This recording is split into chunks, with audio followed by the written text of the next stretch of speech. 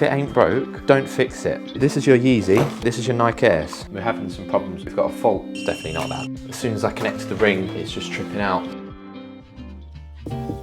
It's tripping again. That is weird. I was hoping to find a smoking gun. Johnny's last job with us. This looks pretty terrible. I knew it. Trust your gut. Okay, so you're gonna do a live action fault find. It's gonna be me versus Johnny, who can find the fault first. So in this whole house, not a lot of the electrics have been touched or changed, and there's a fault, as you see from the last episode. I'm not convinced it's on the older stuff. This is the only room really where lots has been changed. You've got USB double sockets and this. We said to the customer, oh no, don't start yet.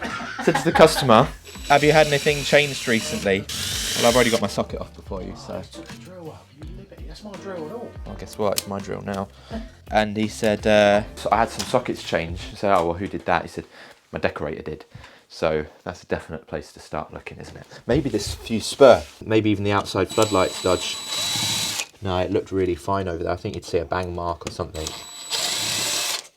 Again, it looks all right. Let's just remove that. Yeah, I mean, we'll just get that. I'm going to take the floodlight off and see if that clears it. No, nothing at the moment. Just waiting to turn it on and see what happens. Yeah, I've split that there, so we can get the power back on now. Put the power on, it's not tripping now. So it must have been this floodlight. I told you, Cory, didn't I? I found it for you. Oh, you found it for me, did you? Yeah. Did you really? Oh, really? Sorry, that's not a COVID-safe insult. Oh, John, my back's hurting again, John. It's from carrying you on this job. Yeah. Did you know that if you cut off a chunk of his neck and left it in the right environment with some amino acids and gases and stuff, it would actually grow another fully formed John? That's a fact. That's actually how he was made. It was in a lab in Siberia. Tripping? Yeah.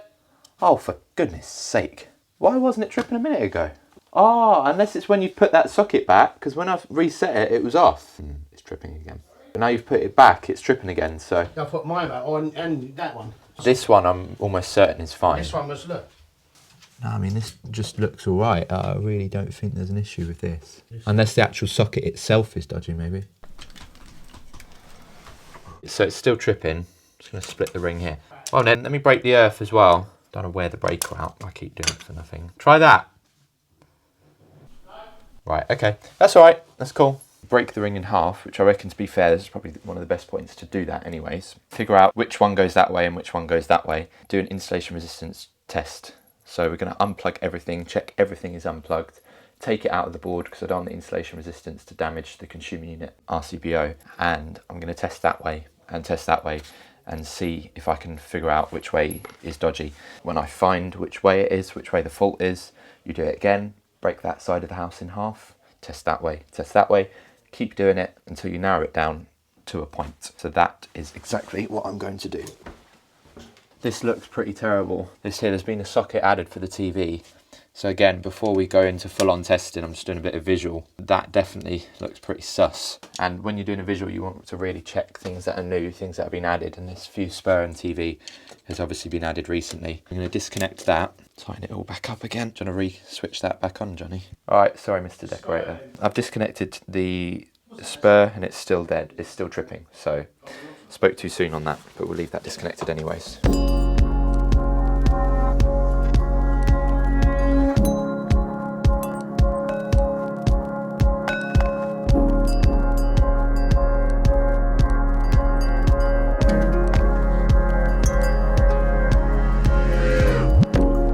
Again, Johnny saving a day with his fluke. Your fluke? It's not Cory's because it actually has JPS electrical on it. JPS. Wait a minute. Can I just check? Let me just. Have you written your name on it? What have you done? He's putting stickers on it. No, don't peel that off. What if I died? You'd have nothing to remember. How about your trousers? Can I have these? Everyone else wants them. I'll just wear them in memory. You could probably wear them as dungarees. They come up to your nipples. Ready to go for it. So both ends of the ring seem to be over 2 mega ohms. Which, I mean, to be fair, it's not high. That's a pretty low reading, but it's not so low either that it concerns me, and that is technically a pass. One thing I'd say as well, pal. What's that? Basically, you want to disconnect the circuits from circuit breaker. Yeah, separated, yeah? Yeah. Right, watch your fingers. Okay, so I'm going to set my tester to installation resistance. I'm setting it to 250 volts to begin with, just in case there is something else plugged in. I'm gonna check my tester works, 0 mega ohms,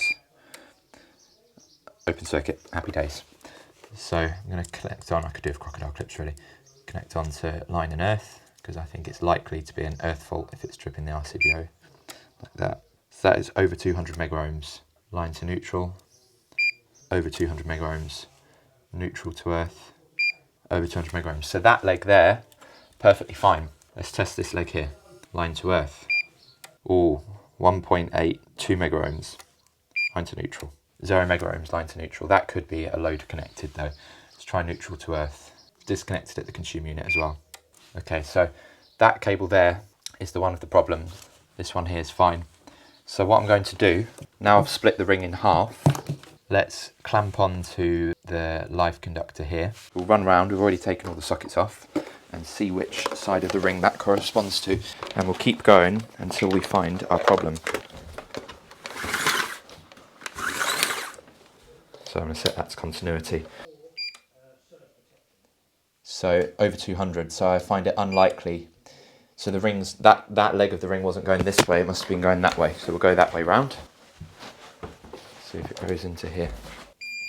Yeah, so it's going this way. Towel heater, shower, no, nothing in here that looks suspect. So between there and here, we're having our problems. So what I'm going to do is I'm going to break the ring again. Jobs like this where you wish you had Dave Savory with you. Right, I'm going to disconnect that. So that is now split. I'm going to go back to my point over here. I wish they did like not massively long leads. Maybe they do. They probably do. I just need to Google it. Over 200, line to earth, 0.9. Line to neutral, that could be actually the load of the USB sockets. I reckon that's what that's picking up. Neutral to earth is now clear. Disconnect that socket there and see if the fault is that way or from that one that way. There we go. Let's double check here now. Line to neutral, I would have thought would be clear now. We've got the USB sockets off. Line to neutral is clear. Line to earth is clear. Neutral to earth is clear. So, interesting. So I'll try here now and see if it's going that way. Line to earth is clear. Line to neutral is clear. Neutral to earth is clear. Let's try this way. Line to earth is clear. Line to neutral is clear. Neutral to earth is clear. I wonder if it's even the sockets that are faulty and not necessarily a wiring fault. That's very possible. I guess the way to tell would be to now test this way and see if there's a fault. Probably would stand to reason that this leg could be going back to the board. So that's got 2 mega ohms between neutral and earth, and line to neutral is clear. So the 2 mega ohms between neutral and earth, it is possible that that is our fault still. So I'm going to carry on investigating that. I want to see where this point now goes to. I'm going to clamp onto there, take this with me. See where the next point is. Right, so that is the next point. I think it goes from here to that socket. With my long lead, I've just checked where that point goes to, and it seems to go straight to this wire just here. So I'm going to go back to insulation resistance, and I'm just going to double check and see if there's any problems. Live and earth is clear. Rhino neutral is clear. Neutral and earth is now clear. So that's cool. So that means that leg between here and the bedroom is okay. So now we'll investigate it going this way.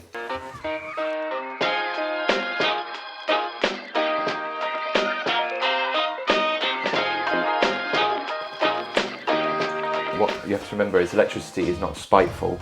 It's not out to try and trick you and trap you. It's logic. If there's an issue, there is something going wrong. All right, I'm going to give NIC Technical a ring. That's one.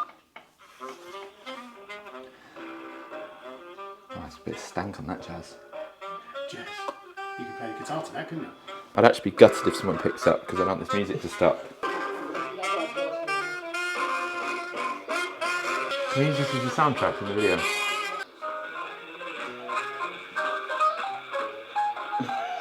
Let's find it. I got it. I don't think that's right. That's terrifying. So after a brief phone call to Dave Savory, because wiring technical support when you got that guy's number in your phone, I really appreciate that. Thank you very much, Mr. Savory. I had the question basically which I wanted to ask him. How come on installation resistance I get a dead short, even on my lower voltages, whereas on continuity it's open circuit? And he basically said it's because of a high resistive joint, which makes a lot of sense. So every day is a school day. When you get stuck, ring people that know more than you, and then you learn. So now I know that, I can carry that forward into the rest of my career. I can also share it with you guys, and you guys can carry that forward into the rest of your career. Guys like me who didn't actually know exactly what was happening there. Basically, the continuity tester, in layman's terms, doesn't have enough oomph to actually measure that high resistance joint. But when I do installation resistance, it's just got enough to actually push through the fault. That screams it not being direct contact, like a crossover of a neutral and earth in the back of a socket, or a screw directly through or something. It might just be something partly through, or where it's just rubbed and it's not quite making it, but when you give it the EMF or energize the circuit, it's enough to, so sometimes on dead tests, you're not always going to pick it up. Which makes sense. But what's just so bizarre to me, which obviously David is not a magician, he's just a very knowledgeable man, is how it's happening against the main earth. So I've disconnected what I believe to be the first point in the circuit upstairs there, and I'm still getting it. So it is between just here. What I think has happened, where the cables are going up metal capping, they're probably going over at a tight corner. They've not filed the top of the capping, the sparkies that have installed it, or not put grommet strip on it or whatever. And maybe it's just rubbing over time, a bit too tight, pulled down, or maybe the capping's just a bit squished, or even a capping nail or a clip or something is in that capping nail there.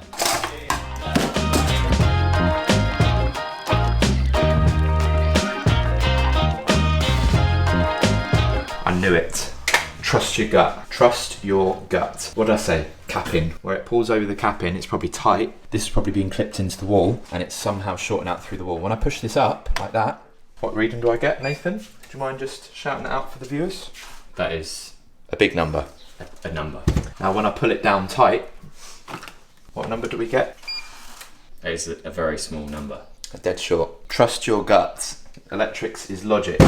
It is not as confusing as they try and make it out to be. It's catching on the capping up here, because when I move it up, I get a perfect reading. When I pull it down, I get a dead short. I suspect that the top of the capping is just dug into the cable. That makes absolutely perfect sense, because I'm able to recreate that every time against the neutral conductor. I don't think there's going to be damage on this. I think that is just going through the meter and back, which obviously I wouldn't know that because the main fuse fell out. It's really annoying when that happens.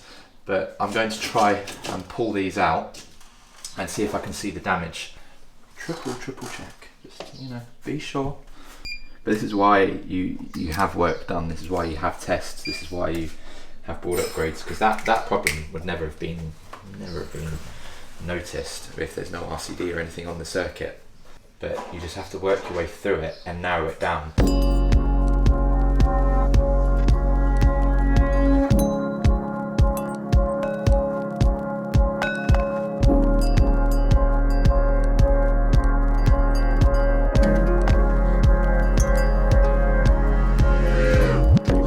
Where'd you get them off? They're from my mate.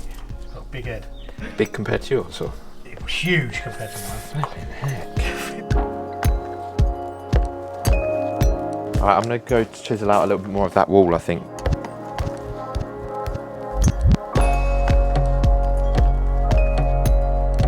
you want to feed in? Yeah, hurry up. Harry and Megan up. But when you put it... Oh man, why do I get the difficult side all the time? You feed it, because I can't really get much leverage on it. Yeah, that's good. Any visible nicks or damage? I mean, there's always little bits. Oh, that's a shame. I was hoping to find a smoking gun. Yeah, so that's still shorting out against the metal capping. So this is definitely lekker good. It's lekker bad, man. That's cleared now, so that's fantastic. So them tails were definitely an issue. Can't see where, can't see how. I'll have a look at that later. But now they're through, that's clear. We'll just cut out a little hatch and see if we can see it from there.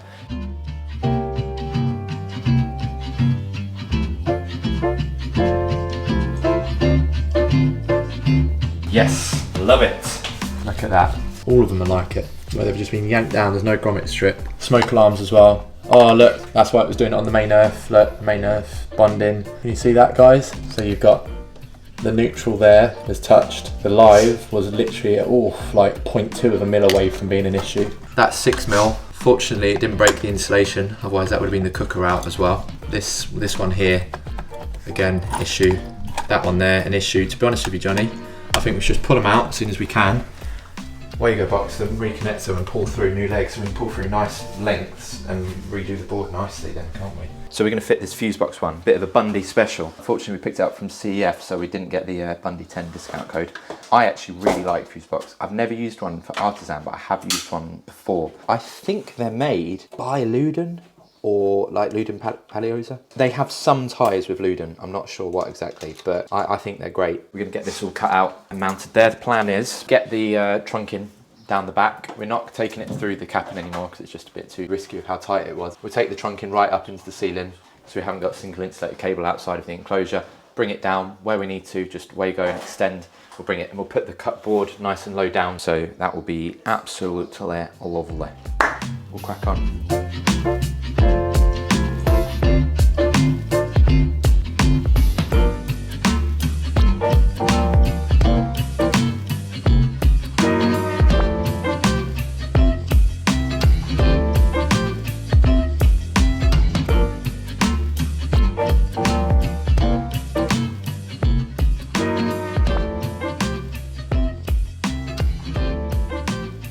Right, so that is the board all done and whipped on. The only Artisan fuse box you'll ever see so far in history. What we decided to do, because they're going to fit a cupboard here anyway, rather than pull it back down that cap in with the potential for the same thing to happen again in the future, what we've decided to do instead, just surface mount it in trunking, and it's just neater, it's easier, it's more, yeah, it's just, in my opinion, with this setup, it's just a better way of doing it. And the EV charger is on. I just need to basically go around and do a whole heap of testing now.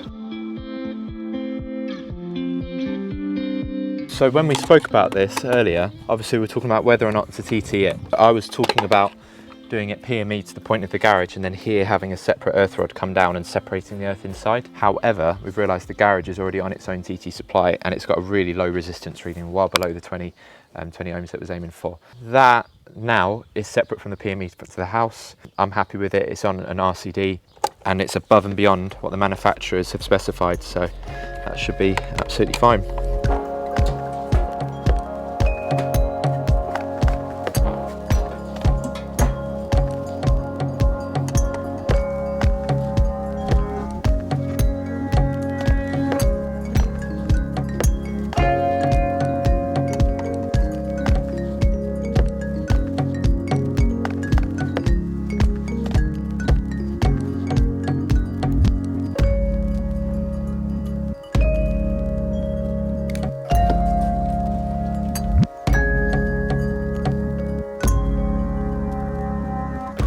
Right, so we are finished. It was a bit of a mission. Both days were, the actual cabling stuff was easy. All the new install, like this was all really easy. I'm pretty happy with it. It's all neat. It's all been done above and beyond. The hot tub, managed to get that on a TT, so I'm happy with that. The board was all right. It was just that fault really that slowed us down. I just wasn't expecting it to be that close to the board. And for anyone that's only watched part 2 of this video and hasn't watched part 1, I was not the one to pull those down. In fact, if you watch part 1, where I talk about changing the board, I actually specifically say, I want to pull more slack through, but I probably shouldn't because it's metal capping and it might catch on the top. Before anyone starts blaming me or John or even maybe Nathan, we specifically made sure not to do that. Sadly, that was Johnny's last job with us, which actually is really sad. Well, for now, never say never. I definitely think we'll be seeing more of that neck, or more of that missing neck.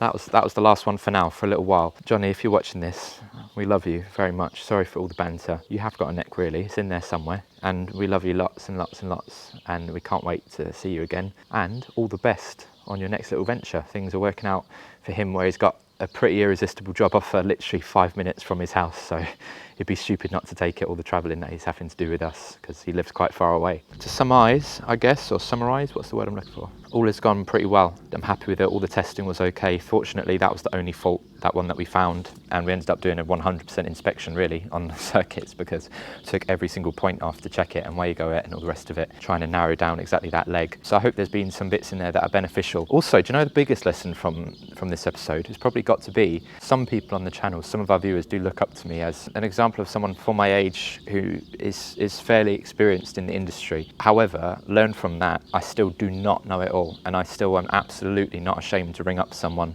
like I rung up Dave Savory, I'll ring up Jordan, I'll ring up lots of people who have got more experience than me in different areas and get advice and get help in those things. The minute you think you know it all, you should probably quit, because you probably are really bad and know absolutely nothing. So anyway, I hope you have enjoyed this video. I look forward to seeing you on the next one. Bye.